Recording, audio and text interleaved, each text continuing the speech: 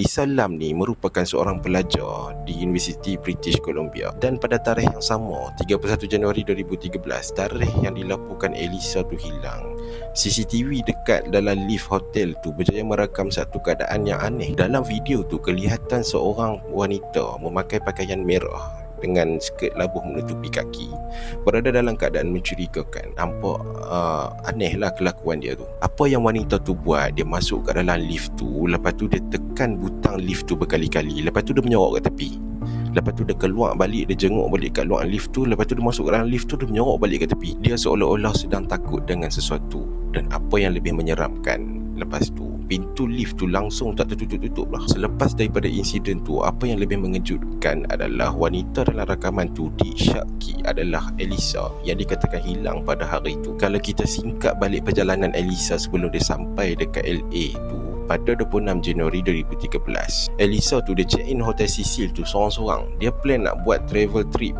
solo kan ke Amerika. Dan pada mulanya Elisa dia dapat satu bilik yang kena kongsi. Pada awalnya nampak normal je semua, tapi beberapa hari kemudian tingkah lakunya mula berubah, yang membuatkan pihak hotel terpaksa memindahkan si Elisa ni duduk dekat dalam bilik persendirian selepas roommate dia mengadu tentang tingkah laku Elisa yang pelik tu.